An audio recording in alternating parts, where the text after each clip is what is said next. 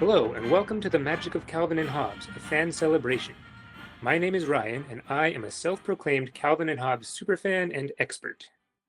And my name is also Ryan, although most people call me Indy.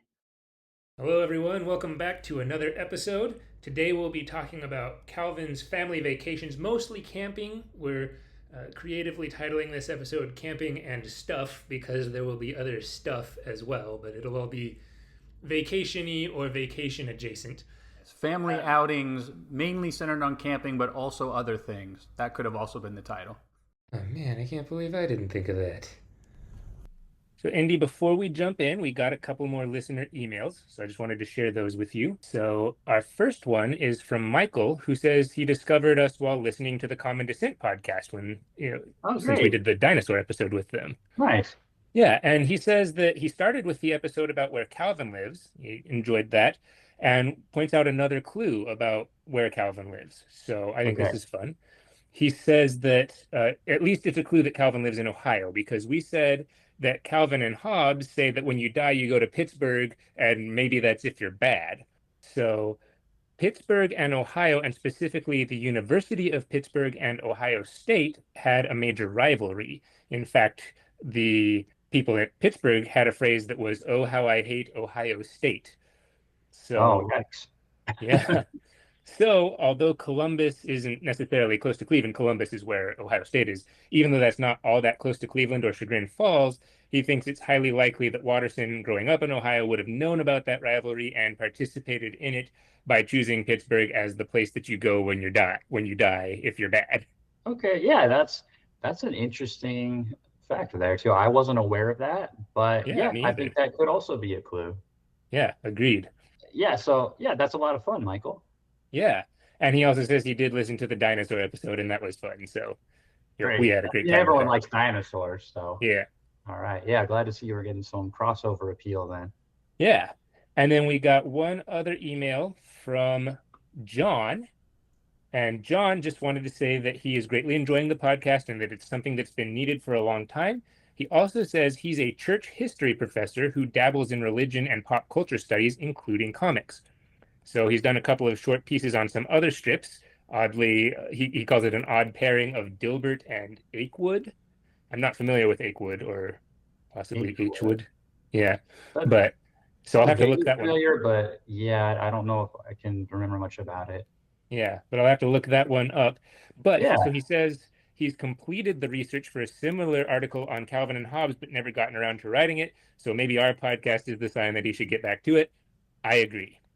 I think so. I mean, that may be divine intervention even of a sort. So Yeah, I wonder what John Calvin would say about that. yeah, but to this, John, yeah, I mean, if we could inspire you to finish the article you were thinking about, all the better. And we'd love to read it when it's finished. Yeah, if you do finish it, send it our way. All right, now before we jump in, just our usual disclaimers. As always, we're not affiliated with Bill Watterson or his syndicate. We don't own the rights to Calvin and Hobbes, so we can't display the comics on our YouTube channel or anywhere else. But what we can do is write a blog post with the dates of publication of every comic we discuss, and we can also put the page numbers for each of the books that they're in. So if you have a subscription to Go Comics or if you own the books, you can look the comics up in either of those places. And we'll put a link to that blog post in the show notes. One other announcement. Last episode, we mentioned that we would love to have a trivia episode where Indy and I try to stump each other. So, just as a quick reminder, if you'd like to send in trivia questions, you can write to magiccnh@proton.me and either make the subject line trivia questions for Ryan if you want me to answer the questions, or trivia questions for Indy if you want Indy to answer the questions. So, now let's talk about camping and stuff. And we'll start with the and stuff. And so this will be some vacation type things or some day trips. And the first one that I want to bring up is their trip to the museum. Now, back in episode 15, you may remember we tried to pinpoint where Calvin lives and we settled on Chagrin Falls, Ohio. Now, we gave several clues for that, and I think we've got another one because it turns out that in the strip, the museum they go to has a Stegosaurus statue out front, and the Cleveland Museum also has a Stegosaurus statue out front. So I think Calvin and his family go to the Cleveland Museum, giving credence to the idea that they live in Ohio and specifically in the Cleveland area, of which Chagrin Falls is a part. Yeah, I think that makes a lot of sense. And now that you bring it up, isn't it weird that most museums don't have a stegosaurus out front? I mean, like if you're going to make a museum, why wouldn't you have a statue of a stegosaurus? Yeah, well, I mean, I guess if you had a statue of some other dinosaur, that could work too. That could be okay too. But yeah, like the museum I go to, I mean, they have a lot of cool dinosaur fossils inside the museum, but yeah, out front, no, there's nothing. Which that is a missed opportunity, I have to say. It really is. On that note, is there anywhere near where you live that there is a dinosaur statue? I don't know. Well, okay, so there's a park, like a theme park, that's a couple of hours away from where we live that has a bunch of dinosaur statues. And the zoo that we go to sometimes will have dinosaur stuff up. But just like public areas, I can't think of any. What about you? Yeah, so weirdly, and I wasn't planning to ask this question, but it just occurred to me. So, not where I live now, but when I grew up, weirdly enough, the nearest McDonald's to me had two dinosaurs. So there's a Tyrannosaurus out front, and then I think there's some other dinosaur in the back too. And so it's like, it's kind of a landmark there in town. It's like, oh, the dinosaur next to the McDonald's. And then they would even decorate it sometimes, like for Christmas, they'll put a little Santa hat on the T-Rex and stuff. So yeah, you'll just be driving down the street and then there's a dinosaur. So that's pretty fun. Oh, that's cool. Yeah. Yeah, I think there needs to be more dinosaur statues just in general. Yeah, it's pretty strange that there's not. But anyway, so they go to the museum, probably the Cleveland Museum. While they're there, so speaking of this Stegosaurus statue, I like that the interaction between Calvin and his mom. She says, what kind of dinosaur did you say this was? Oh, it's a Stegosaurus. Oh, wow, they look pretty fierce. Oh, no, these were herbivores. And he says the tail spikes were mostly for defense. And mom says, oh, did Tyrannosaurs fight these? No, mom, Tyrannosaurs didn't evolve until millions of years later. Come on, mom, get it together. Yeah, try not to embarrass me when we get inside. And then I might have brought this up earlier, but I think then his dad says, like, why are we going here if he already knows everything? Yeah. I think this may happen, is maybe a different time. I think it's this trip, though, but it's like, oh, it's been a long time since we've been here. Oh, yes, at the museum's request. That's right. Calvin, no biting people this time. Yes, which I feel like maybe partially a shout out to the one where Calvin imagines himself as a dinosaur in the art museum. And he says, I want to go back to the dinosaur museum and see those again. And, Dad's like, he's got that look on his face. And, Get him out of here, yeah. Yeah, but they're like, but we spent all morning there. I also love how he imagines himself like eating all the people and then tearing up all the art. And then like the museum lies in ruins, on to Symphony Hall. It's like yes. The dinosaur is going to just destroy every cultural center around for some reason. Dinosaurs hate culture. Yeah, it's like, rah. So, that could be, maybe it's part of the same trip. Or maybe the trip to the art museum the previous time was also the trip where the museum asked the family not to come for a while. That would make sense.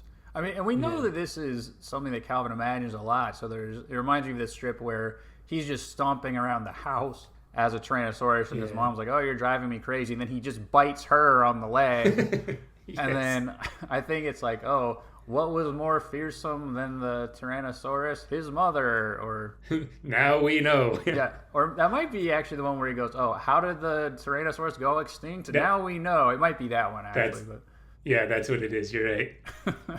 But yeah, so yes, apparently Calvin bit someone at the last outing to the Natural History Museum, which it almost makes me surprised that they got to go back at all rather than just, wait a little bit before you come back again. Yeah, I mean, I guess maybe since he's a little kid, the museum was like, if an adult did it, obviously that would be a lifetime ban and you'd probably get arrested. Yeah, but... you make the news too.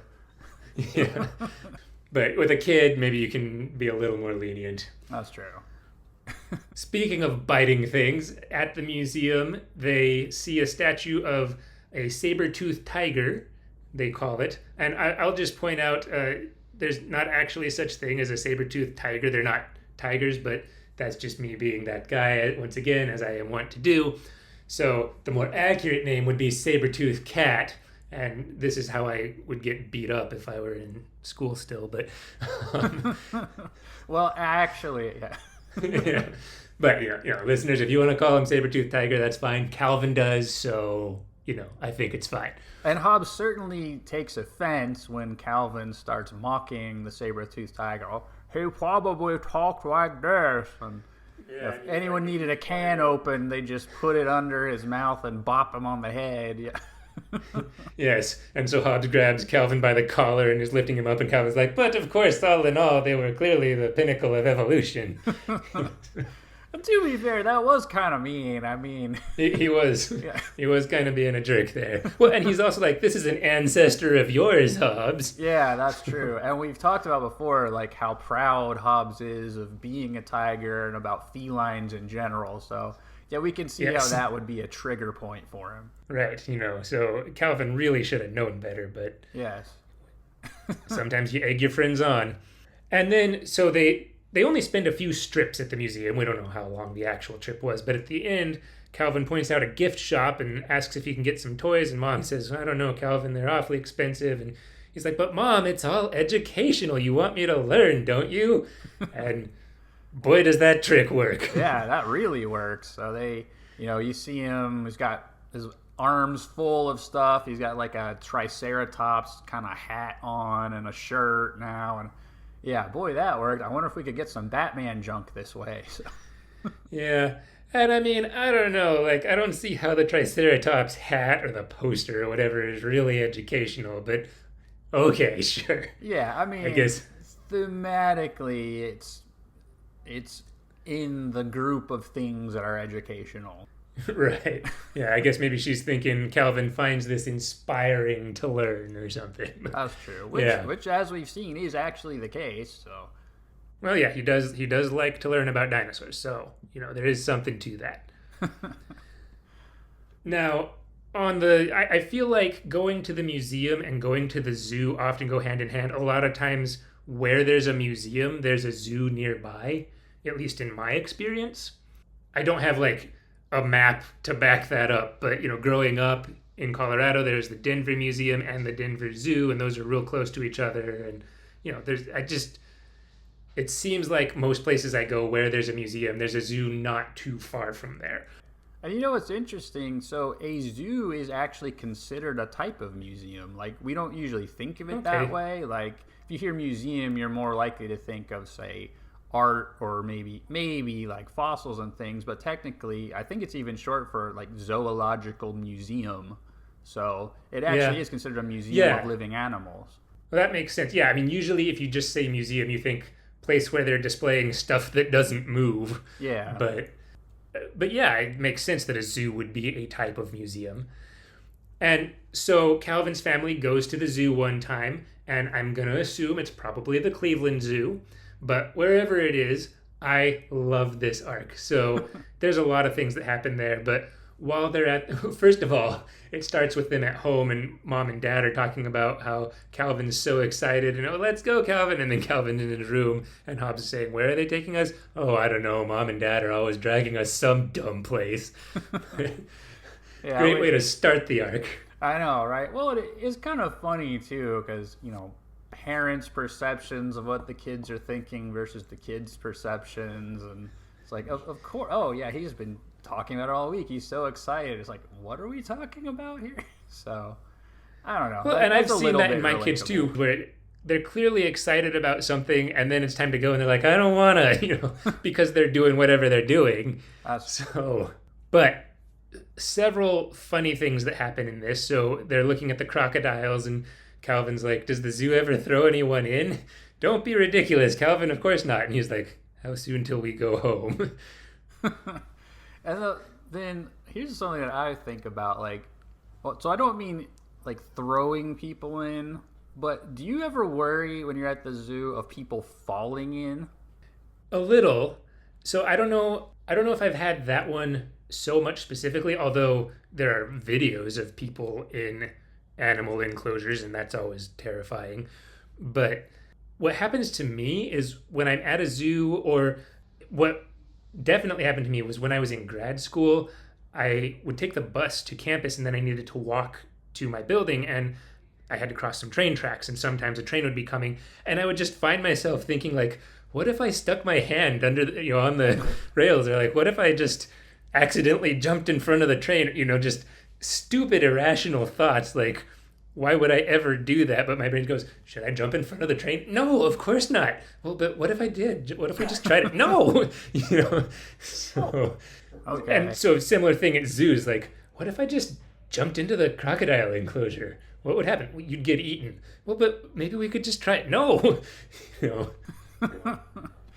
I think actually that's more relatable to the strip than you might think, because there's, I think, a sledding strip where Calvin's sitting there and it's like, go on down, you'll miss those trees. Yes. And, you won't go in the pond. The ice is probably solid anyway, all these things. And he thinks, my brain is trying to kill me. Yes, exactly. And I'm like, what the heck, brain?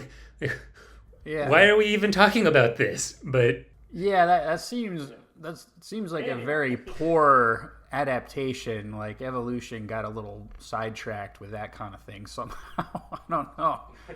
But so that's maladaptive. But okay, so that's interesting. I kind of know what you mean there. Like, sometimes if you're on like the edge of a cliff or something too, it's like, what if I jumped off or something, or maybe less ridiculously, what if I somehow fell, that kind of thing.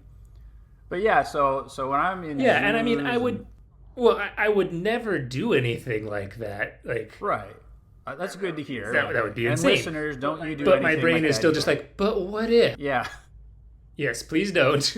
Yes. We are decidedly against that on this podcast.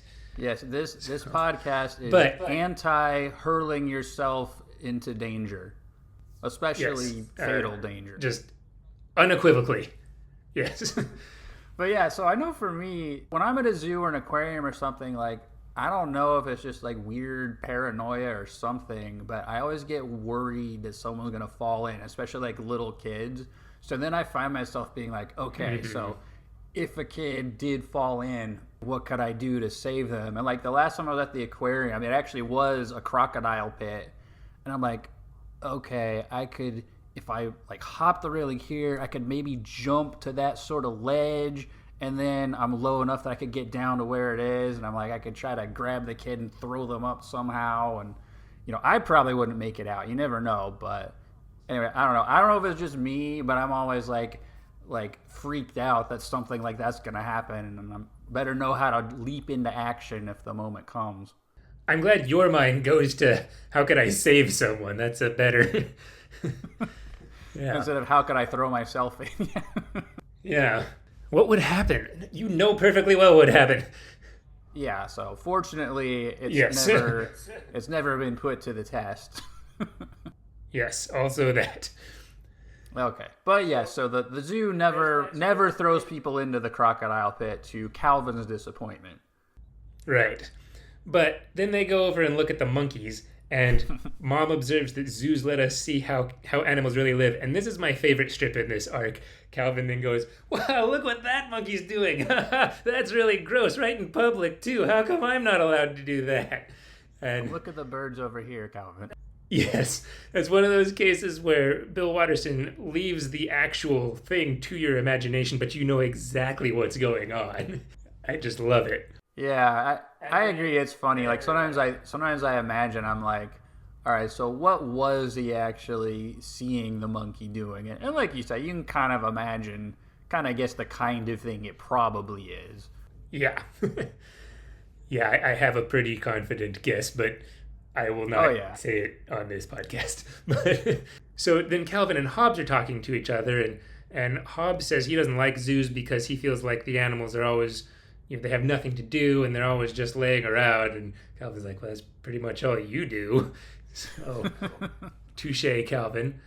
I will agree, actually. I'll bring up here, depending on the zoo, right? I mean, I think zoos have a good conservational purpose, and letting people see animals and learn about them, and so that can be a good thing. There are zoos that don't do it right. So I'll just throw out there, several years ago, my family and I went to go see the zoo where the now famous Tiger King had all his tigers. Yes. I would not recommend. I don't think they give their animals nearly enough space. And, we had heard that you could interact with a baby tiger there. And so we were like, oh, wow, that's so cool. We have to go. We went and we got to interact with the baby tiger. But if I could do it again, I wouldn't, because it's not a good environment for the animals. Also, there were employees walking around with shirts that said, ask me about personal meetings with the Tiger King. And the guy did a show for us. And we were like, what do we have to do to stay as far away from him as possible? Well, so even before the series came out, you were not on board with this. No. Just to give you an idea, so they took pictures of us and we were like, well, we weren't allowed to take our own pictures, and we were like, well, we want the pictures of us with the tiger. So we bought them. Again, if I could do it again, I don't know that I would. But while we were waiting for them, I was just hanging out and I saw Joe Exotic, the Tiger King, whittling some wood with a big old knife while he had a Chucky doll strapped to his chest. So I feel like that's enough said. Yeah, it'd be a little bit disconcerting if he were just whittling the wood, but the Chucky doll seems like weirdly egregious. So yeah, it was very uncomfortable. So I will let everyone draw their own conclusions. I'm not sure the place is still open, but if it is, I can't stop you from going, but I would not recommend it. Anyway, moving on. No, that does make sense. So I think you're right. Yeah, there are zoos that do it incorrectly. Maybe not quite as incorrectly as that one, but yeah, there are zoos that don't do a good job. But like you said, there are others that are good to the animals. They give them lots of space, and there is an important conservation purpose there. So I think zoos are a good thing overall. But yes, there are right. ones that are not up to what they should be. Exactly. So Calvin is walking around the zoo and he sees some people feeding some animals, and so he tugs on what he believes is his mom's skirt and says, "Can I get some food to go feed the animals?" And then this lady looks down at him and says, "I'm not your mom." And she's doesn't look anything like his mom. I think she has blonde hair and she's wearing glasses. But from the knee down, she looks just like her. Yeah, because she says, "Are you lost? Do you need help? What does your mom look like?" And he says, "Well, exactly what you said. From the knees down, she looks just like you." Yeah, I think Calvin says, why don't mothers write their names on their calves so this sort of thing doesn't happen? Yes. Weirdly to me, though, this lady apparently just walks off without ensuring that Calvin is somewhere safe, because she's not there with him in the next trip. She doesn't help him get to like the zoo gift shop or whatever where someone can keep an eye on him or anything. She's just like, well, sorry, and off she goes. So Calvin is just walking around the zoo trying to find his parents, and his parents meanwhile discover that Calvin left Hobbes. So, Indy, what's Calvin's great idea to get back to where he needs to be? Well, so obviously you need to ask someone for help, and since you're separated from Hobbes, the clear choice is to ask another tiger. Yeah. Hey, his name is Hobbes, and hey, listen to me when I'm talking to you. So Calvin's dad goes looking for him, and he realizes, oh, well, maybe Calvin's at the tiger pit since he likes tigers so much. And coming back to the jumping in, oh, maybe he's in the tiger pit since he likes tigers so much. So then he's really booking it. Yeah, which I was kind of wondering, because he seems to be kind of laughing to himself when he first says it. Oh, haha, maybe he's in the tiger pit because he likes tigers so much. But like you said, then you see him running, and I was kind of wonder at that point, is he running because it's like, oh, that's probably where he is, or is it, oh crap, what if he actually is in the tiger pit? I always took it as the latter. Maybe a little bit of both, but that he's like, oh, Calvin might actually do that. So that's true. I better hurry. Yeah, that would make sense. Yeah, his expression's a little hard to tell, but you're right. He's definitely running at that point. And in fact, he finds Calvin not in the tiger pit. And so Dad tells Mom, he was at the tiger pit, and he was like, yeah, I was asking them if they could help me find Hobbes, and his parents are like, well, maybe next time you should ask an adult for help. Oh. And then he turns to Hobbes and he's like, a fat lot of good your compatriots were, by the way. Yeah, or I love when his mom tells him this. Yeah, next time ask a person for help. He says, "Oh, that never occurred to me." And it's like, I just find it wild that like it doesn't even enter Calvin's mom that, oh, I should ask a human being for help. Like, why would you do that? Obviously, I'm best friends with a tiger. I should ask a tiger. So yeah, so maybe that lady would have tried to help, but Calvin just ran off by himself or something because it didn't occur to him to let her try to help or something. Yeah, we'll give her the benefit of the doubt, I guess. Maybe she's off, after he ran off, maybe she was frantically searching the zoo and talking to people and saying, there's a lost little boy, I need to help her. That's what we'll say she's doing. Wow, yeah, she sounds like a hero now. Yeah. So at the end, Mom says, next time do this. Dad says, only next time there won't be a next time because we're just going to chain him to a stake in the yard every weekend. So, that's not a bad solution with Calvin. Yeah, no, that would be a good solution. But what that actually reminds me of now that I think about it? You remember on Animaniacs how we had Buttons and Mindy? Yes. Yeah, but which, as we know, never worked. But yeah, it's like the parents are, oh yeah, she's tied to a stake in the yard. What could possibly go wrong? We don't need to pay attention to our, 2 or 3 year old daughter. Yeah, I think she had the worst parents. Well, okay, they're probably worse parents, but they were definitely inattentive. Oh yeah, well they even hung a lampshade on that at one point because her mother says something like, "Now Mindy, you be good while I'm at my parent award ceremony" or something like that. So or good parenting class, I forget. So then, yeah, listeners, I mean, if you know Animaniacs, I'm sure you know what we're talking about. So this was classic. Well, I know we did the reboot a few years ago, but in classic Animaniacs. So if you didn't know, there would be this sweet little girl named Mindy and her protective dog Buttons, and Mindy would always wander away unbeknownst to her parents, and then Buttons would be frantically who were just in the house doing whatever. Oh yeah, and then Buttons would be frantically trying to protect her from danger. And then, of course, Mindy was always fine, but Buttons was always, having anvils falling on him and stuff, so... Yeah, because Mindy wanders into, construction sites, and, it's the classic, she walks onto a I-beam, and then the crane hoists the I-beam up while she's walking on it, and Buttons is frantically trying to stop her from falling off, and so he stretches across to another girder, and Mindy just walks across him, and... Yeah, so that's... And, of course, at the end... Mindy always winds up back in her harness tied to the stake in the yard or whatever, and Buttons, falls in the flower bed or something, and so Mom comes out and she's like, "Buttons, bad dog, you dug up the flower bed," and Buttons is just like, oh. So yeah, poor Buttons. He was a great dog, but yeah, he had the worst luck. Now Mindy appreciated him; she always gave him big hugs and stuff. But yeah, the adults were. She'd always be like, "It's okay, Buttons, I still love you." Hey, that's a bit of a digression, obviously. But yeah, the idea of tying Calvin to a stake puts me in the mind of that. Yeah. Now, we're still not quite ready for camping yet. There's a few more. So there's some trips to the beach that are kind of one-off comics. So there's one where he's complaining about the sand being too hot, but the water is too cold. And, the sand gets in his suit and stuff. And so he ends up sitting in the car just by himself, and his dad's like, "Don't tell me we drove an hour and a half for this." So I'm thinking maybe they're at Lake Erie or something. I don't know. But it also reminds me of another strip, not about the beach, but I think this is just like a summer strip or something. But Calvin, I think, is outside, and it's like, oh, this sun is too darn hot. It's like, well, you could go wade in the pond then. Mm-hmm. This water's too darn cold. Well, you could go sit in the shade then.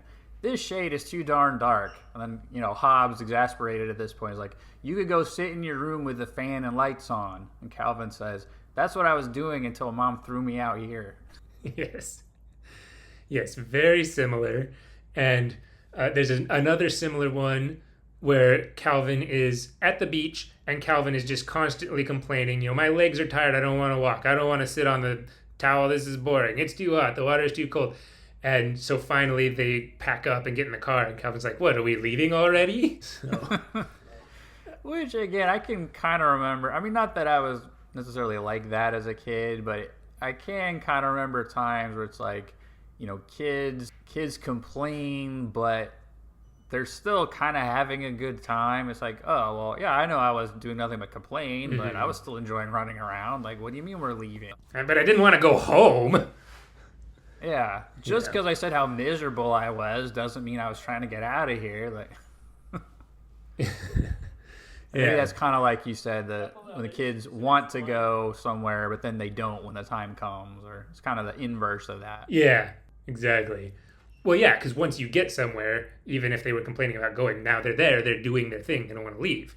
It's also kind of like, so Calvin, he usually doesn't want to take the bath, but occasionally he has fun while he's in there and then doesn't want to get out again. Or like we've talked about before, I think in the last episode, not wanting to go outside and play, but then once he does, he has an amazing time and doesn't want to come back in again. Right, exactly. So there are a couple of other beach strips. There's one where it starts in kind of a more realistic drawing, and Calvin is narrating as Stupidopolis is the name of the city, and it's stupidly built next to like a fault line on the ocean. And so this humongous tidal wave comes in and wipes the city out, and then we see Calvin pointing and laughing at a sandcastle that he's made that has just been obliterated by an incoming wave. And his dad's like, why does he keep building it so close to the shoreline? It's stupid. And his mom's like, well, he doesn't seem to mind doing it over and over again. Did you ever do that, like when you were at the beach? I mean, I definitely built sandcastles. I don't think I ever intentionally built it close to where the waves come in to watch it get destroyed. But I did like watching the waves come in and watching it kind of pull some of the sand away with it when it went back out and stuff like that. Yeah, so I just remember this now, but I used to do, again, not like you said, not intentionally having it get destroyed and laughing like Calvin did, but I do remember thinking it was fun to build a sandcastle kind of too close to the water, and then the idea was to try to build a moat that would divert the water away to protect the castle. And so it was kind of like a game. It's like, oh, can I do this before the waves take it away? So yeah, that was kind of fun. So it's a sort of similar thing, although Calvin seems to have intentionally wanted Stupidopolis to be wiped off the map, though. Yeah, well, because there's another strip where he builds some sort of sand structure and says, tragically, the moon has, unknown to them, shifted a few miles closer or whatever, and so that affects the tides, and so then sploosh, the thing gets washed away. So he does this more than once, actually. In fact, I think even in his sandbox one time, maybe in a very early strip, so he builds this sound. It's like, oh, a serene metropolis, blah, blah, blah. And I think at this point he just has a bucket. So tragically, this city has been built directly underneath the Hoover Dam. Yeah, he does that sort of thing in the sandbox a lot, too. Like, he'll build it, whatever, and then he has a rock and he's like, onward came the meteors and stuff like that too. So, or when he turned into a giant and was like terrorizing the populace and stomping on things. Downtown Tokyo, Godzilla. Yeah, so this is kind of a recurring theme for Calvin, but yeah, that is kind of fun. I hadn't remembered that until now, but that can be kind of fun at the beach. Yeah. And so I kind of think that all of this, especially the ones where Calvin is complaining about being at the beach, maybe inform what becomes Dad's idea of taking them to the beach. Do you remember what that winds up being? Does that lead into one of the camping trips, or is there something else? No, it's just a single panel daily strip. I think I forget at this point. What is that one? So Calvin is sitting in the sandbox wearing swim shorts, and the kiddie pool is right next to the sandbox, and I think maybe they have an umbrella up or something. And so he's like, this is Dad's idea of taking us to the beach. Oh, okay. So, now, does that come after the one where Calvin did nothing but complain and tried to sit in the car? I think so. That might make sense then. It's like, all right, well, I'm not driving an hour and a half for that. Here you go. Here's some water and some sand. Knock yourself out, kid. You can complain here. Yeah. All right, now we're almost to camping, but we've got just another little thing to do. Maybe not so little. This is an important story that really gets closer to being a vacation. So they're going to a wedding, and they stay at least overnight. So Mom is hustling Calvin into the car, and he's like, where are we going? We're going to a wedding. I've been telling you about this. And the point is they leave Hobbes behind. The last panel of that strip, we see Hobbes's tail sticking out from Calvin's blankets. So on the way there, Calvin's like, Dad, turn around. We have to go back. We left Hobbes. And he's like, I'm not turning around. We're late enough already, and all this stuff. And so what does Calvin say? You turn around if we forgot Mom. And Dad's like, that's because she's the only one who knows where this place is. Yeah, which I always love that too, because I can completely hear exactly what Calvin's voice inflection probably is when he says that. And I also love how in Calvin's mind, it's like exactly the same. It's not like, well, I left my toy behind. It's like, we left one person behind, so you would turn around if it was this other person. There's no real difference between Mom and Hobbes. Yeah, which we've talked about before. This arc will come to something else that we see later on in this arc how important Hobbes is to Calvin. But so first, in the actual wedding, I love they're sitting there, and Calvin is thinking to himself, I can't believe Hobbes isn't here, and this is boring, and what all the words we're saying are Calvin's thoughts in a thought bubble. But while this is all going on, Mom is holding a tissue to her eye, and then Dad is like checking his watch and yawning, and Mom gives him the stink eye for all that. Yeah, no, that's subtle, but that really makes me laugh too, because I love the idea that there's clearly people that Calvin's mom knows, and probably the dad does too, but not very well. Like, he doesn't really care. So I love the idea that like Calvin's dad is also basically just being dragged along sort of against his will here, and he's maybe thinking something a little bit similar to Calvin. So yeah. I really like the expressions there. Yeah. And for whatever reason, I guess it's, this wedding was far enough away that it didn't make sense to drive back in the same day. So they stay in a hotel, and Calvin is trying to make a long distance call. So it's far enough away that it has to be a long distance call, which our younger listeners, it used to be that if you wanted to call someone outside of your area code, which is kind of your local area, you had to pay extra money. And it used to be you would only dial 7 digits, and you would dial the area code to make it 10 digits if you wanted to call somewhere that wasn't in your area code. So Calvin's asking about doing that to call Hobbes, and Mom's like, well, I don't think we should call Hobbes. And Hobbes isn't going to answer the phone. Yeah. So, but then we get to them trying to sleep, and Calvin is like, I can't sleep without Hobbes next to me. It's very comforting to sleep next to a tiger. I listen to him breathing, and it lulls me to sleep. And Mom's like, well, you can listen to your father snoring. That's Dad? I thought that was trucks downshifting on the highway. Yeah, and I just gotta say, as someone who did take his share of road trips as a kid with his family, relatable. It tracks. Yeah. I think sometimes I was the one doing the snoring even as a kid, but, somebody's doing the snoring. Yeah, whoever it is, it's usually someone is. So, yeah. If this happens, when you get old enough that you get your own room instead of having to stay in the same room with your parents, everyone's usually happier. Yep. So they come home, and this leads into the break-in story arc. They get there, and the parents are talking about how the whole trip was one complaint about leaving Hobbes behind, but then they get in, and they're like, gosh, it's drafty in here. And Calvin says, the window's smashed. Look at the glass. And Mom says, somebody broke in. And Calvin bolts off and goes, Hobbes, find Hobbes. And so this is the one where Calvin's mom is looking for Hobbes with him. She's not even bothering with, what was stolen or cleaning up the glass or anything. She's like, we are looking for Hobbes.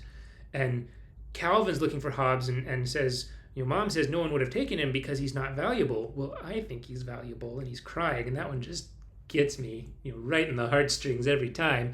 You mentioned before, this is probably like the most sad and also frantic and just emotionally distressed, you might say, that Calvin ever is in the strip. I mean, even earlier on when the dog takes Hobbes away and steals him, that's obviously bad too, but to me that seems like less bad than this one, the idea that burglars might have actually stolen him.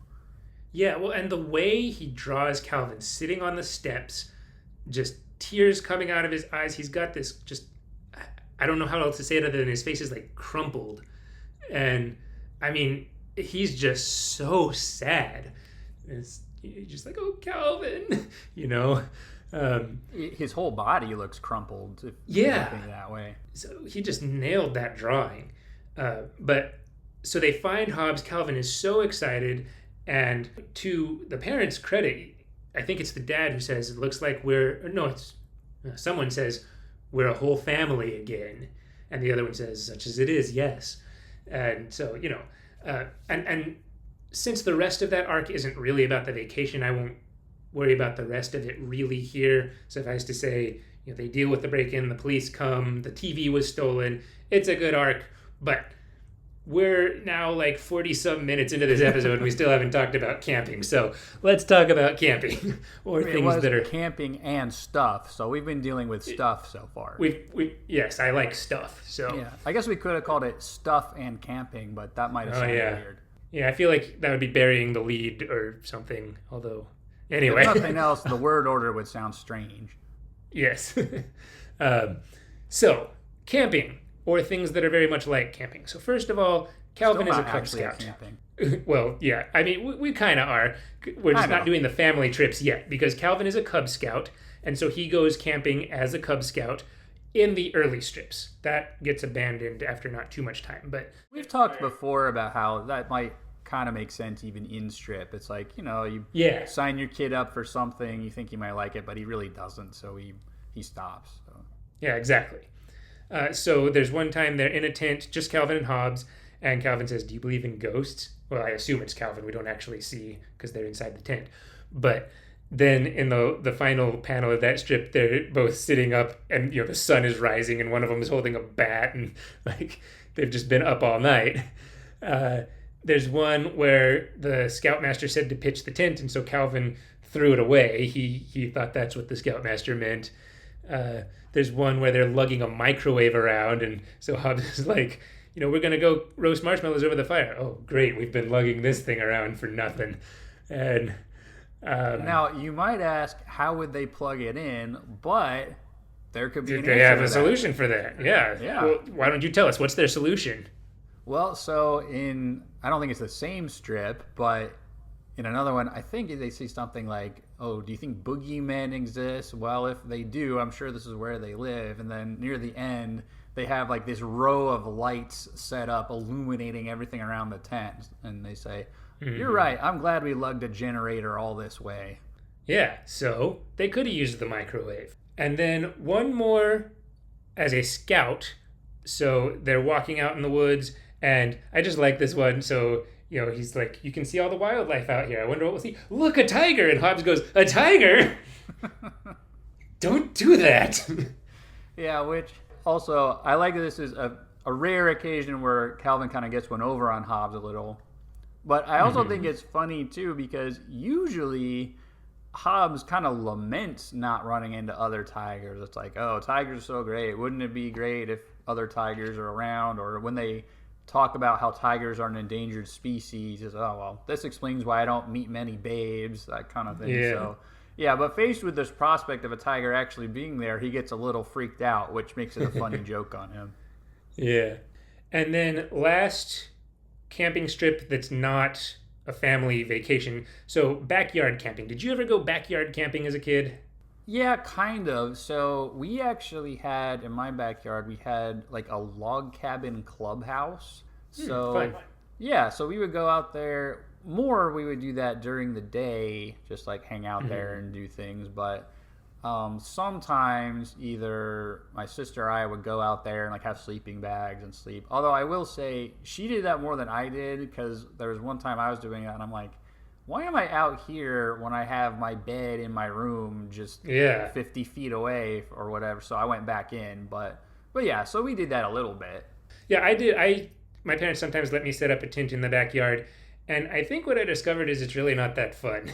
But the idea is fun, but actually doing it seems kind of silly. Yeah, and so we'll see that here. So Calvin seems to be in a tent in the backyard, and he's reading a story to Hobbes, and he's like, slowly the bog monster crept forward. And so they're all freaked out about the bog monster, and I think Hobbes says, "What was that?" And Calvin's like, "Oh, hush, this is scary enough." And Hobbes is like, "No, I'm serious." And they hear this snap, crunch. And they're like, "Oh no, the bog monster's coming." And they just really work themselves up. And then the tent starts to unzip. And they're like, "Oh no, it's coming in. Pull down the tent poles." And blind it with a flashlight. Run, Hobbes, run. Yes. And so they get back into the house, and Calvin's just clutching his mom, and she's like, "Where's your father? He just went out to check on you." And Calvin's like, "The bog monster must have got him." And then off "Where's panel, that kid?" Yeah, where's that kid? Which, the thing I love most about this is clearly this is what Calvin believes. It's not some sarcastic, "Oh, the bog monster must have got him, ha ha." It's like, no, he's freaked out. He's convinced it really was a monster. The only explanation now is that the bog monster got his dad out there. Yes. Great strip. Love the backyard camping. But now we're going to get to some family vacations. Now, I'm sorry, we're still not quite to actual family camping exactly. Because the first time that they go on vacation, they drive, according to Dad, 8 hours and to some other state. They don't say which state, of course, so we don't know where specifically they might be. They're probably not in Ohio, assuming we're right that that's where they live. But wherever it is, it's not quite camping because the parents seem to be unpacking stuff in some sort of cabin type setup, rental house, something like that. Maybe a hotel room, but wherever it is, it's clearly like right next to nature. So you go out and there's lakes with fishing and stuff. So yeah, so it's like camping, but they seem to not be in a tent. And on the way, Calvin, it's long enough that they have to stop and get lunch on the way. And Calvin says he wants hamburgers, and Dad's like, we've been eating nothing but hamburgers. And Calvin's like, 10 million bottles of beer on the wall, 10 million bottles of beer, until he gets his way. Which doesn't take long. It's like, all right, I see where this is going. Fine, this is a hamburger joint. Are you happy? Yes. And then also on the trip, Calvin's like, I need to go to the bathroom, and it's all I can think about. Well, we just stopped. We just got back on the road. Think about something else. All I can think about is Niagara Falls and the Hoover Dam and Noah's Ark. And Mom's like, ooh, now I have to go too. Yeah, and then so when we took road trips when I was a kid, the rule was always like, if there's ever a stop or to go to the bathroom, like everyone goes, because you try to coordinate that to then reduce the number of stops you have to make on the way. Mm-hmm. And there's always the conversation, I don't have to. Well, just try. Fine, So because if not, then 10 or 15 minutes later, then you inevitably do. So yep. And as a parent, I will again say relatable. Anyway. I mean, as a kid, it was relatable too. So I think both sides of it. Yep, absolutely. So yeah, they get to the camp, or not the campsite, I guess, the vacation site, and Dad's like, well, now Calvin can finally run around to his heart's content. And what does Calvin say? Immediately complains that he's bored and says, when are we leaving? And then we get a joke that, when I was a kid, I didn't actually get this fully, because we see, so Calvin comes up, it's like, I'm bored, when are we leaving? And then his dad kind of puts his arm around him, and he has this smiling expression. He says, oh, you're bored? Want me to show you how an anchor works? And like, as a kid, I thought of just like, okay, he's trying to do something so he won't be bored or be interested. But then later in life, I'm like, oh, wait a minute. He wants to like literally show him how an anchor works by throwing him in the lake, I think so. Oh, okay, I didn't put that together. I thought he was maybe just trying to show him something boring so that Calvin would be like, actually, I'm okay.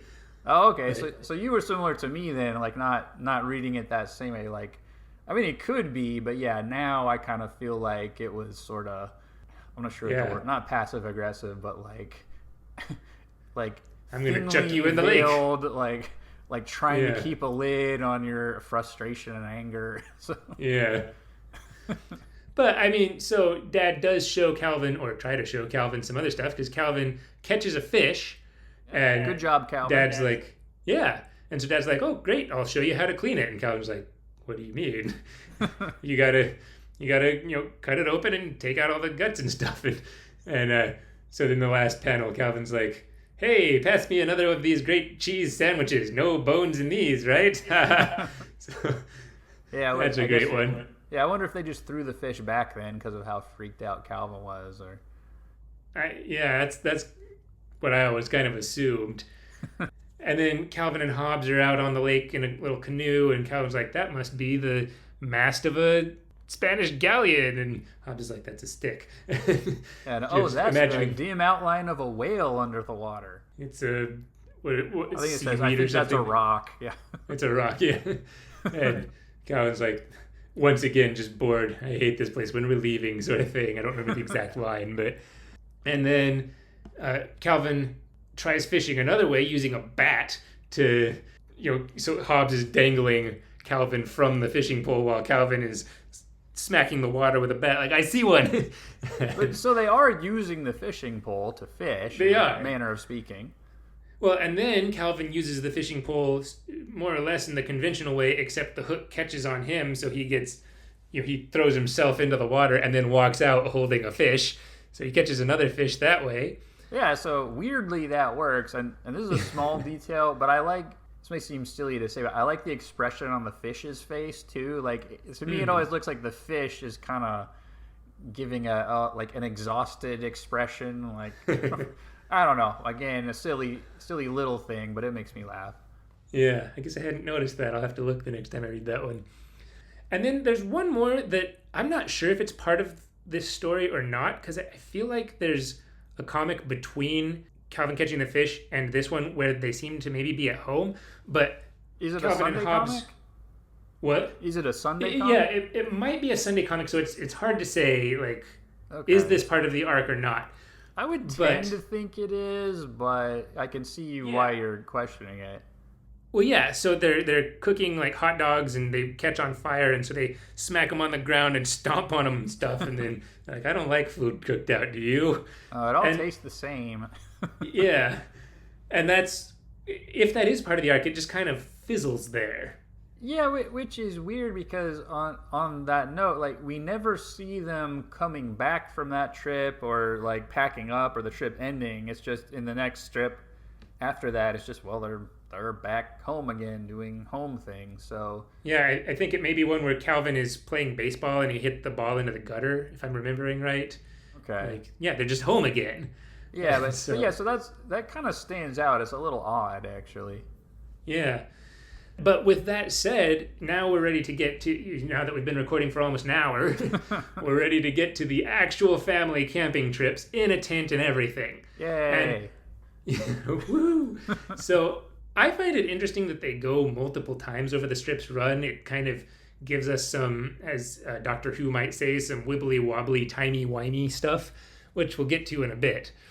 But so the first time they go, Calvin starts out excited. He's like, oh, wow, this is going to be so fun camping out. Gosh, and a whole week of hiking and canoeing and swimming and fishing. No TV and no electricity. Wait a second.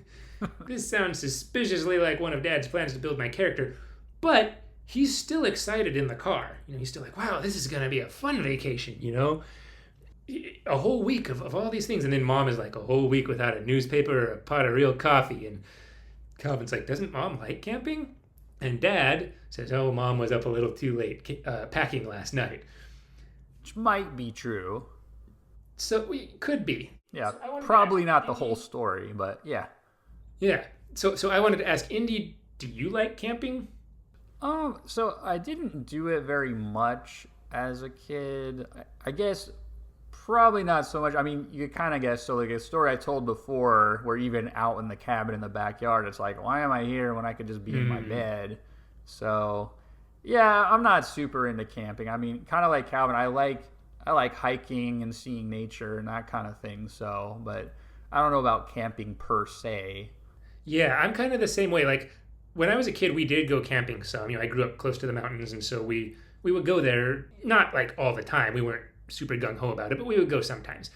And, it was fine. But I think I like the idea of camping more than actually camping because, like you, I like being out in nature and hiking and, that sort of thing. But then you're there at night, you have to cook your food over a fire, and it's really not that good.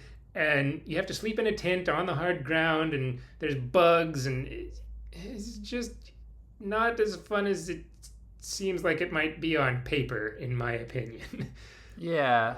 Yeah, it's kind of like I like the individual activities involved, but maybe not like the whole long stretch of being out there like that. Yeah, yeah. I like my comforts. I like sleeping in a bed and, having a microwave that I don't have to lug a generator around for and Yeah. stuff. So, I mean, yeah. you have heard of glamping, right?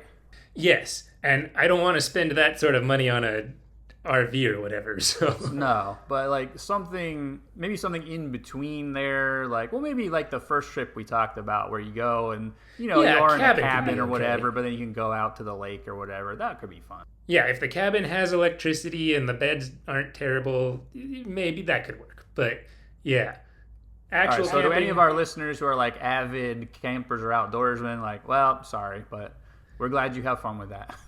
Yeah, I can hear some gung ho camper furiously typing on their keyboard, and if you want to tell us why we should like camping, I'm open to it. Feel free to let us know.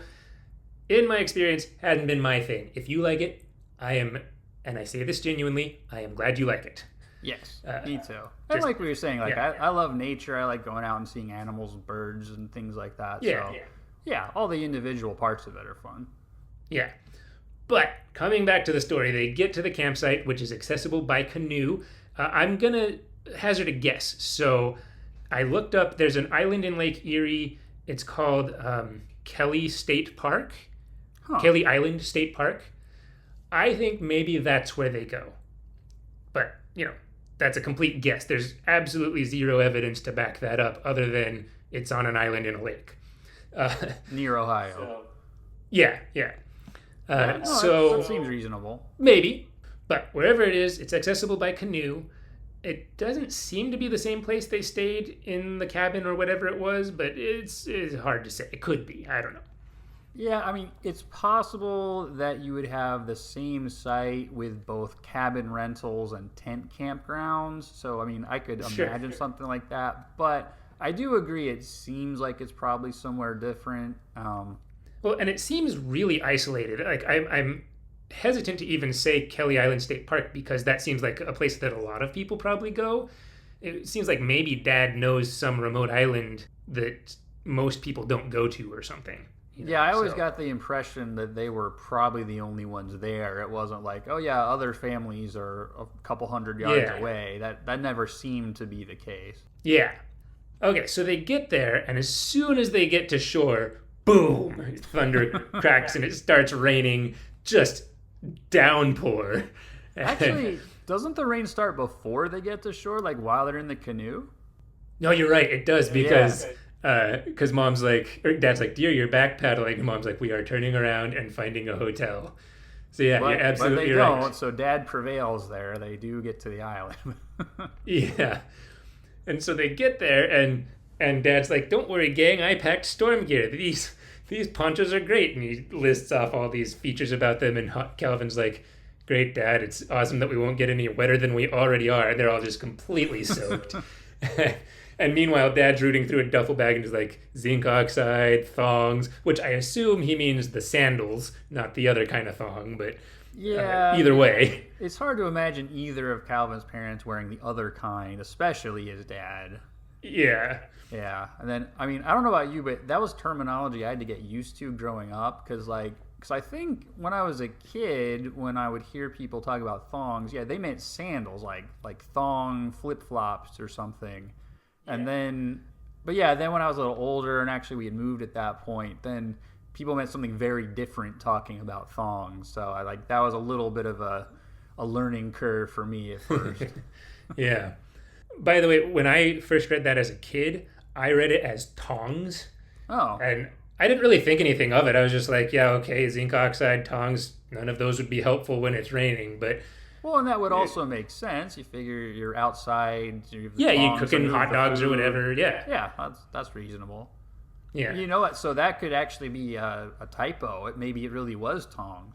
Oh, yeah, maybe. Because we I don't don't actually think see so. him holding up the stuff. So, That's true. Probably But- not though. But so then they're sitting around in their great ponchos, and Dad is trying to put a positive spin on this. It could be a lot worse. I mean, what if it was snowing? Like, say it was snowing so hard we couldn't make a fire, which, of course, they can't make a fire. And Calvin's like, boy, I love cold canned ravioli. So, yeah, Calvin's not really a fan of a lot of pastas anyway, it seems. Or at least that's true. He doesn't like he manicotti. And he claims not to like tortellini, although he's not completely sure what that is. Yeah, he has to look it up. So we're not sure about that one, but... Yeah. So I think, to Calvin's credit, he tries. He goes swimming, and Hobbes is like, how's the water? Absolutely frigid. I'm coming out. Hand me my towel, okay? And then he wrings the towel out before trying to dry himself off. And it's still pouring rain, yeah. This is the dumbest vacation I've ever been on. And so we've said before, this arc is one of the few that actually incorporates a Sunday strip into the story. So in the Sunday strip, Dad is out fishing, still in the pouring rain, and he's like, boy, this sure beats sitting in an office all day. But then we switch to Calvin and Hobbes in the tent, and they're having a conversation, where's Dad? Oh, he's out fishing. In this weather, he's a fanatic. Either that or we've run out of food. We'll probably starve to death. And I love Hobbes' line, we've talked about this before. After all that spam, starving doesn't sound so bad. Which... I know. You said you like spam. I think that's crazy. Right. Yeah. Well, I mean, I might have said this before. I think when you cook it right, it is good. But if you were just out and that's all you had, and especially if it was cold, that wouldn't be. Yeah, so you can't make a fire. Yeah. But I'm gonna side with Calvin and say no, thank you. You can have the spam. I'll just starve. So finally, Dad starts packing up. He's like, I've had enough. And immediately the rain stops. And so Calvin is like, did you know what any of Dad's words meant? And Hobbes goes, no, but I wrote them down so we can look them up when we get home. I love, again, not telling us exactly what Dad said, but we all have a pretty good idea. Well, it could have been, what's the thing from the Christmas strip? It's like, Zinga dang lang, slippin' rippin' dang fang bong. Yeah. It could be that. Probably not, but it could be. No. And then on the way home, Dad's still trying to put a positive spin on it. Well, it wasn't the best, but at least we had time together. And Mom goes, Calvin, tell your dad that any judge would take this trip as grounds for divorce. Dad, Mom says that... All right.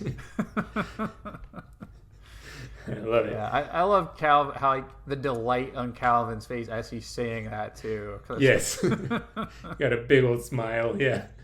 Yeah. It occurs to me too, like camping is one of the few instances where you might say Calvin and his mom are more aligned than Calvin's dad and his mom are. Because usually it's like, even though Calvin's dad is the one specifically talking about building character, you always get the impression that Mom is on board with this. And there's times when she gives him lectures and tries to impart values too. So it's always like, oh yeah, here's the parents and these annoying parental values that always inconvenience Calvin and his fun having. But when it comes to camping, the dynamic shifts, and it's almost kind of like Calvin and his mom sort of against the dad, for lack of a better word. Yeah, well, I mean, it seems to extend just to generally being out in bad weather. Like, Dad seems to like it, and we get the strip where both Calvin and Mom are like, shut the dumb door! Yeah, they're like huddled by the fire. Yeah. So, yeah, definitely, Mom is an indoor cat. She does not like being out in the elements. Dad does, and so I guess she goes to humor him, but she's not happy about it, and she's going to let him know. Yeah. So on the second camping strip, it seems to be the same campsite as the previous year. And in this arc, we get a direct reference to the previous one, which we'll come to in a second. But it starts with Calvin up in his room watching Mom and Dad load the car. And he thinks that Mom and Dad, are going to go and leave Calvin and Hobbes at home, which, they've actually tried that, as we discussed in episode 13 about babysitting. But I don't think they would do it for a whole vacation. So Dad comes in and is like, come on, let's get in the car. Why? What are we doing? We're going on vacation. With you and Mom? What kind of a vacation is that? This also kind of explains how Calvin might have forgotten Hobbes in the previous one we talked about, because It's like, what? What do you mean we're going? What are we doing? And so he just doesn't know what's going on. So Yeah. And so they get in the car, and Calvin in the car says, I hope we're not going camping again like last year. And Dad says, well, we are. Oh, great. Calvin's like, he says, I'm going to try to quote this, swatting mosquitoes while lying frozen and cramped on bumpy rocks with no TV and only canned food is not my idea of a good time. And so Dad says, that's why we brought bug spray, which I just love. You don't have to swat mosquitoes while you're doing all that other stuff. We got bug spray. It's all good. Yeah, you can devote all your attention to the other problems instead. Yeah. Oh, no need to complain. We're good. I will say, like, the mosquitoes may be the worst of the things he mentioned, so True. I'm kind of on board with that. Like, if there's one thing you can fix, that's the one to do. Yeah. Nevertheless, lying frozen and cramped on bumpy rocks is also not great. But no, not great. Maybe it could be, like, dramatic or heroic in a certain way. I don't know. Yeah, I guess. Yeah. But, okay, now we get to the possible time conundrum, because Calvin specifically refers to last year and says, remember last year when it rained all week and it rained so hard we couldn't build a fire? So, clearly that's the last arc that we talked about. And he was 6 then, and he's 6 now. Now, that maybe could be resolved because the last one ran in August of that year, and this one runs in June of the current year. So if Calvin's birthday is in late summer, like late June or sometime in July, he would still be 6. So we haven't completely broken time, but I think, as we'll see again later, really the answer is it's a comic strip. Don't worry about it. So Probably. But Yeah. you are right. It could technically still fit in the timeline at this point. Yeah. So Calvin mentions that previous trip was without doubt the worst week of his life, and Dad responds that it built character, and Calvin says he would like to build character in a Miami condo or a casino sometime, which I'm not into casinos, but I get Calvin's sentiment there. It's I much prefer places with accommodations. Agreed. So they get to the island, again in the canoe, and Dad hands a duffel bag to Calvin, which he immediately drops in the lake. And he's like, don't worry, Dad, it's only about 10 feet deep. I can see the camera and everything. Well, the best part, too, is as he's handing it to him, he says, now be very careful with this. He's like, whoops. Plunk. Yeah. So Dad dives to recover all that stuff, and he gets everything he can and tells Calvin to go get him a towel. And as he does, he's like, hey, Dad, did you mean to stack all the duffel bags and tackle on your glasses? And so then Calvin and Hobbes are talking about how Dad's having a crummy week because of all this stuff. And Hobbes is like, are you going to tell him you left the car lights on back where we got the canoe? I think you should tell him. Yeah, which is interesting, too, because at this point, Calvin's having a better time camping than his dad is. Yep. And so he's talking to Mom about, not liking camping, and Mom says she just wants a decent, because he's saying, Dad's going to take me fishing. Do you want to come? And Mom's like, all I want right now is a decent newspaper, a fresh muffin, and a pot of real coffee. Why'd we ever come here then? Go ask Conan the Barbarian. Yeah. And then there are several other strips here that we'll just briefly mention. So while fishing, Calvin imagines that he's Spaceman Spiff on a Zog slave galley, and he's planning his daring overboard escape. So he seems to be on the surface of a planet in that planet's ocean. One thing I like about this strip, too, is, and this is something I didn't necessarily notice like when I was a kid and first saw it, but we start off by seeing Calvin and his dad in the boat, and Calvin's dad says, like, what a day, and then, okay. Yeah. And then when we get to the Spaceman Spiff version where he's trapped on the Zog slave galley, you actually see the Zog saying, what a day. So I'm like, the Zog is actually saying what Calvin's dad said. That's a detail I didn't notice at first. Yeah, I like that. And sticking with the space theme for a second, Calvin and Hobbes go stargazing one night, but then they hear this snap crunch, kind of like the bog monster, and they get freaked out, and so they run back to the tent. They're running back, but Hobbes is like, well, shall we mosey on back to the tent? Yes, yeah. If you've seen one star, you've seen them all. True, yes.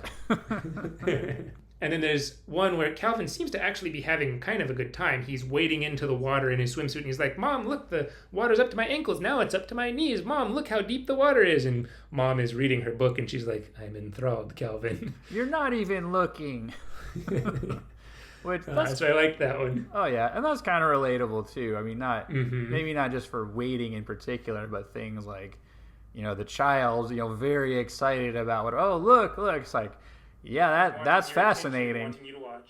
Yeah. Yeah, well, and especially, you've watched it already several times, and they're like, no, look. Okay, I'm looking. Yeah. Meanwhile, Dad is trying to paint a picture, and Calvin identifies it as maybe a brontosaurus with rabies. How far can you see without your glasses? Can you see me? It's like, when I look up, I better not be able to.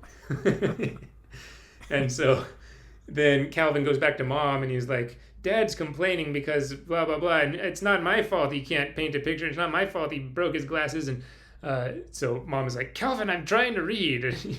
But then we also, in this art, get the strip we referred to before where Calvin wants Hobbes to go swimming with him. And Mom is like, well, tigers aren't very good swimmers. So we get Hobbes in a life jacket, swim cap, and goggles. And he looks amazing. Yeah. It's like, we just want to avoid an argument, right? Yeah. So, and that's pretty much it for the second camping arc. So we got one more. And this one happens in July of its year and refers to every summer and last year, although it doesn't specifically mention any of the things that happened in either of the previous trips. So maybe we can hand wave the timey-wimey stuff somehow, but there still seem to be 3 strips where they're camping, where Calvin is 6, that definitely different camping trips. So, now we're starting to get to, okay, we're going to have 2 camping trips in the same summer for this to work. So again, I'm going to say it's a comic strip. Just don't think about it too hard. Yeah, I mean, maybe it could work like if we have like one camping trip at the very beginning of the summer, and then they go again right before school starts or something. Yeah, and then it's like, oh, it was last year, meaning like before the school year started or something. So yeah, something like that. I think the most reasonable explanation is yeah, that's probably right. Yeah. So this one starts with Calvin telling Hobbes they're going camping on some desolate rock at the end of the earth, and Hobbes is like, again? Did we do that already? Yeah. And, Calvin says Dad likes to watch us all suffer. So on the way, Calvin tries to get Dad to take them to a hotel instead. He's like, there's a town coming up. Let's just pull off here and go to the hotel. I won't tell anyone we didn't camp. We can even buy a fish and take your picture with it and say you caught it. Can't we? And Mom is like, yes, let's. Don't you start now. Yeah. Yeah, so more Calvin and Mom on one side and the dad on the other. But Dad prevails again, and so we get my favorite camping strip. I think it's one of my favorite strips overall because I feel like it's just, you've heard of the comedy 1-2 punch. I feel like here we get like 1, 2, 3, 4, like it just keeps coming because Dad says, we're here, and Calvin says, good old Itchy Island, home of the nuclear mosquitoes, which is already a funny line. Mm-hmm. And then Dad says, bug bites build character. And Calvin says, that's what you said last year about diarrhea. So think what a fine young man you're growing up to be. Yeah, if all this character doesn't kill me first. And so we get another spam joke. Dad says, oh, that reminds me, open the duffel bag and get out the spam. So, yeah, sorry, Andy. I didn't realize how many times that came up. So that's like a running gag, I guess. Yeah. So I love that one. It just keeps building. Like, it's not a joke that has a setup and a punchline. It's like every line is another funny line. Exactly. Yeah, that is a pretty good strip from that standpoint. And so then during this trip, neither Calvin nor Mom want anything to do with Dad. There's one where I guess Mom and Dad sleep in a different tent than Calvin does. So Dad comes over and unzips, or no, I guess that's not true. I guess Calvin and Mom must be in the same tent because Dad is like, Calvin, come out. The fish are jumping. You got to get up early. And he's like, go away. Go away. Mom, make Dad go away. Fine. All right, I'm going. And then another one where he's like, you want to come swimming with me? And Mom's like, no, thank you. And come on, it'll feel nice. Are you kidding? That lake couldn't have thawed out before last week. Well, okay, Calvin, do you want to come? Sure, Dad. I'd love to start my trip with a little hypothermia. So in both of these, Dad winds up out on the lake by himself, either in a boat or in the water, saying, the thing I like about family vacations is, and then, it has like the family togetherness or the unity or, stuff like that. Special moments together or something. Yeah, special moments, yeah. And I have to say, I do feel a little sorry for him at this point. Like I can relate, like we said, to Calvin and his mom, but I feel kind of sorry for Calvin's dad too. Yeah, he wanted to spend time and he's not getting to. Yeah. We also get the strip here that Jenny Robb mentioned in episode 12, where Calvin and Hobbes, so she cited this as an amazing work of art, which I agree with. Calvin and Hobbes are sitting on this rock looking out over the lake. Beautiful sunset. Amazing that it's drawn so beautifully in black and white. Yeah. And the joke is Calvin saying, I bet I'm missing some great TV shows. Yeah, I remember talking with Jenny about how, and like you just said, like even though it's a black and white strip, like you really feel like you can see the colors of the sunset. So it it really is a good example of Watterson's artistic abilities. Yeah, absolutely. Speaking of art, Dad tries his hand at painting again. This time he's wearing his glasses, and which should help. And he's like, I'm painting that island over there. And Calvin kind of squints at it and looks back at the painting. You're giving your harmonica skills a real run for the money. Who asked you? I don't think we ever see him playing the harmonica in the strip. Yeah, maybe he's really good at harmonica. I don't know. Probably not, but I think we're meant to understand that he's not. Yeah. While they're there, Hobbes wakes up in the middle of the night and starts coming towards Calvin and sniffing at him. And, ooh, here's a nice fresh fish. And so Calvin wakes up his mom and she's like, I don't care what all your clothes smell like. Go back to sleep. I'm not doing laundry now. Yeah.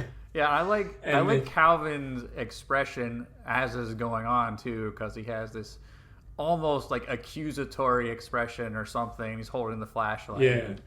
Yeah. We've got one where Calvin is complaining about the itchy bug bites, and Hobbes is like, try to think about something else. And like what? Like maybe stepping out of all that poison ivy.